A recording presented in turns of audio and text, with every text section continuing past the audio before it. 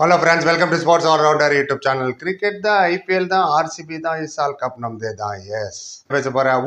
Jacob பேத்தல் அப்படின்னு ஒரு video போட்டார் 2 மாதம் முன்னாடி. ஆப்ஷன் முடிஞ்சோடனே ஆர்சிபிக்கு எடுத்தாங்க இங்கிலாந்து ஆல்ரவுண்டர். அவர் இன்ஜூர் ஆகிட்டாரு. அதனால அவருக்கு 3 ரீப்ளேஸ்மெண்ட் இப்போ நான் சொல்ல போகிறேன். நீங்கள் என்ன நினைக்கிறீங்க, உங்கள் கருத்தை சொல்லுங்கள். ஜேக்கப் பேத்தல் இருக்கார்ல, அவர் சென்சேஷன். ரீசெண்டாக வந்து இங்கிலாந்துக்கு பிரமாதப்படுத்தினார். India versus England 3 one day series அப்போ தான் இன்ஜூரி ஆச்சு. ரூல்ட் அவுட் ஆகிட்டார். சாம்பியன்ஸ் ட்ராஃபிலேருந்து ரூல்ட் அவுட்ட்டாங்க. ஸோ சாம்பியன்ஸ் ட்ராஃபிக்கு அவர் கிடையாதா, அதனால் மோஸ்ட் ப்ராப்ளி ஐபிஎலுக்கும் இருக்க மாட்டார் அவர். ஏன்னா சாம்பியன்ஸ் ட்ராஃபி முடிஞ்ச ஒரு வாரத்தில் ஐபிஎல் வேறு ஸ்டார்ட் ஆகிடும். Very good allrounder. T20 மட்டுமே 1127 ரன் அடிச்சிருக்காரு.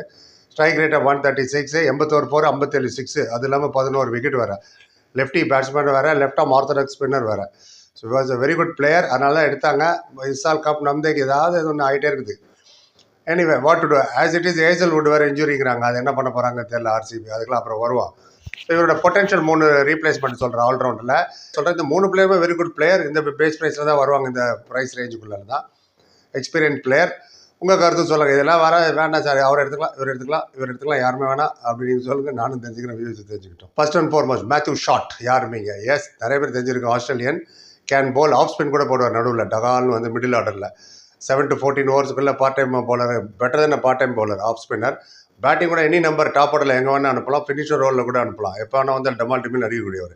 அடிலைட் ஸ்ட்ரைக்கருக்குள்ளாண்டார். பிக் பேஷ் 236 ரன் அடித்தார் இப்போ தான் ரீசெண்டாக. அதில் பிரிஸ்பன் ஹீட்டுக்கு எதிராக 109. எஸ். அண்ட் 48 T20 விக்கெட் எடுத்திருக்காரு மொத்தமே. எல்லா ஃப்ரான்ச்சைஸி இன்டர்நேஷனலாக சேர்த்து சொல்கிறேன். 3000 ரன்னுக்கு மேலே வேறு அடிச்சிருக்காரு T20லேயே. ஸ்ட்ரைக் ரேட்டை 146.46. So very good replacement Matthew Short. தேவைப்பட்ட அவங்க எடுத்துக்கலாம். இவரை பற்றிங்களாம் கேள்விப்பட்டிருக்கீங்களா, உங்கள் கருத்தை சொல்லுங்கள். ரைட், அடுத்தது யாருப்பா? டெவால் பிரேவிஸ் ஜூனியர் ஏபிடி அப்படி தான் சொல்லிட்டு இருக்காங்க 3-4 வருஷமாக. மும்பை இந்தியன்ஸில் இருந்தார். மும்பை இந்தியன்ஸ் வேறு ரிலீஸ் பண்ணிட்டாங்க அவரை. அன்சோல்டாக வேறு ஆகிட்டார்.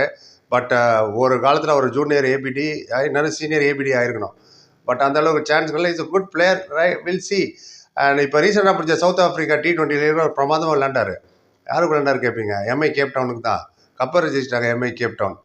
அண்ட் அந்த சவுத் ஆஃப்ரிக்கா T20 லீகில் 291 ரன் அடித்தாங்க. Average of 48.50. Strike rate of 184.17. இதுக்கு மேலே என்ன வேணும்? ஸோ டக்குன்னு ஏன்னா ஆர்சிபி டேக் ஹிம். இசால் கப்னா வந்து டெவால் பிரேவிஸ் அவர் ஒரு ஆப்ஷன் இருக்குது உங்களுக்கு. மும்பை இந்தியன்ஸ் தான் ஏன் அவரை அமுச்சு விட்டாங்கன்னு தெரில. எனிவே அது ஒரு பார்க்கட்டும். 3வது யாருப்பா? Sikandar Raza. All time favourite utility player. இந்த பிட்ஸ் அண்ட் பீசஸ் இல்லை. இந்த 2 ஓவர் இப்படி போடுறது, 4 பால் இப்படி விளையாடுறது கிடையாது. மினி ஆல்ரவுண்டர்லாம் இல்லை, பக்கா ஆல்ரவுண்டர். ஒரு ஜிம்பாப்வேக்கு விளையாடுறவர். ஹியூஜ் எக்ஸ்பீரியன்ஸுங்க. ஆல் ஓவர் த வேர்ல்டு விளையாடிருக்காரு இந்த மனுஷன்.